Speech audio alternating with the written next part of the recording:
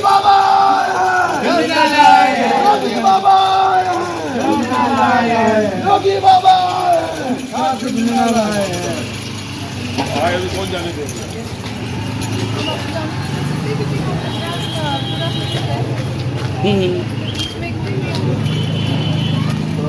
पीछे तो पीछे हमारी बात तो पहुंचा देंगे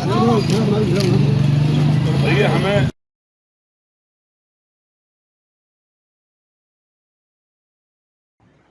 झुंझुना बजाने पर बीजेपी और सपा विधायक मची तकरार, एक दूसरे पर लगा रहे आरोप प्रत्यारोप। गुरुवार को उत्तर प्रदेश के मुख्यमंत्री योगी आदित्यनाथ के कानपुर आगमन पर आर्य नगर विधानसभा से सपा विधायक अमिताभ वाजपेयी को परंपरागत रूप से नजरबंद कर दिया गया था।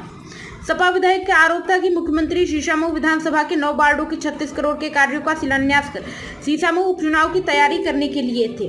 सपा विधायक अमिताभ वाजपेयी ने इसके विरोध में झुंझुना बजाकर मुख्यमंत्री को अवगत कराया था कि शीशामऊ में 9 नहीं 15 वार्ड हैं। मुख्यमंत्री के खिलाफ सपा विधायक अमिताभ वाजपेयी का यह प्रदर्शन जब सुर्खियां बनी तो बीजेपी विधायक सुरेंद्र मैठानी ने पलटवार करते हुए कहा कि समाजवादी पार्टी के लोगों का चाल चरित्र और चेहरा उजागर हो गया है।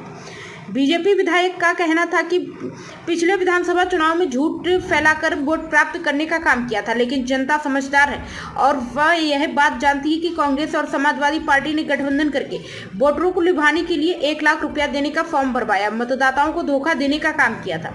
समाजवादी पार्टी इससे बड़ा झुंझुना मतदाताओं को और क्या दे। आज मुख्यमंत्री योगी आदित्यनाथ जी कानपुर आकर के शीशामऊ विधानसभा को विकास कार्यों का झुंझुना पकड़ने का काम कर रहे हैं। हमारा सवाल है कि जो विकास कार्य घोषणा आप कर रहे हैं, जो शिलान्यास आप कर रहे हैं, वो केवल 9 वार्ड में क्यों? आखिर शीशामऊ विधानसभा में तो 15 वार्ड हैं, तो आपको यदि विकास करने थे तो 15 वार्ड में करने चाहिए थे, बल्कि आपको पूरे शहर कानपुर में करने चाहिए थे। कानपुर की चाहे स्वास्थ्य सेवाएँ हो, चाहे सड़कों का हाल हो, चाहे जाम हो, चाहे प्रदूषण हो, चाहे सीवर व्यवस्था हो, चाहे ड्रेनेज व्यवस्था हो, सब बुरे हाल को है। पेयजल व्यवस्था बुरे हाल को है, बिजली व्यवस्था बुरे हाल को है। आपका ध्यान केवल शीशामऊ के उपचुनाव पे लगा हुआ है, उसमें भी 15 वार्ड की जगह आप केवल 9 वार्ड पर फोकस कर रहे हैं। आप मुख्यमंत्री हैं, आपको जाति और धार्मिक आधार पर भेदभाव नहीं करना चाहिए था, खासतौर पर विकास के मामलों में।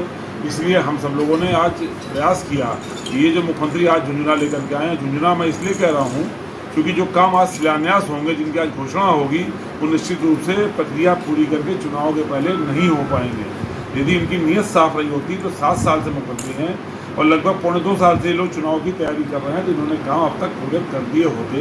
इसलिए मैं फिर कह रहा हूँ कि जो झुंझुना लेकर के आए हैं, इससे संबंधित ज्ञापन हम शहरी जन समस्याओं का, शीशामऊ की समस्याओं का मुख्यमंत्री देना चाहते थे, पर परंपरागत तरीके से पुलिस ने हम लोगों का मार्ग अवरुद्ध किया है, हम लोग नजर पर किया है। इसलिए हम लोग आज ये ज्ञापन के माध्यम से अपनी बात पहुंचाएंगे जनता।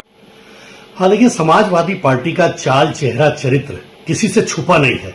पिछले लोकसभा के चुनाव में भी झूठ फैला करके और इन लोगों ने वोट तो प्राप्त करने का एक असफल प्रयास कुछ क्षण के लिए कर लिया, लेकिन जनता समझदार है, वो जानती है कि कांग्रेस और समाजवादी पार्टी के गठबंधन में अब ना उनको 1 लाख रुपए मिलने जा रहा है, जनता भटक रही है, इनके दरवाजे पे जा रही, ये ना 1 लाख रुपए उनके खातों में डाल रहे हैं और खुलेआम इन लोगों ने ऐलान करके फार्म भरवा करके और इस प्रकार धोखा देने का काम मतदाताओं को किया है।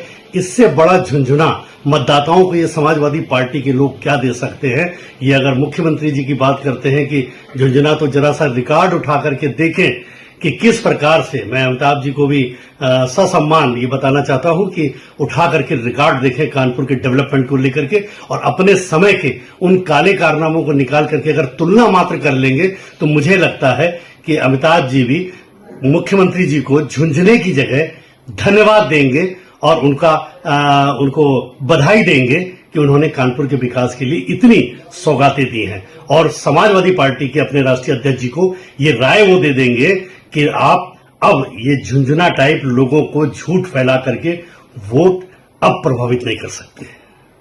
प्राइम संदेश न्यूज से शकील अहमद की विशेष रिपोर्ट।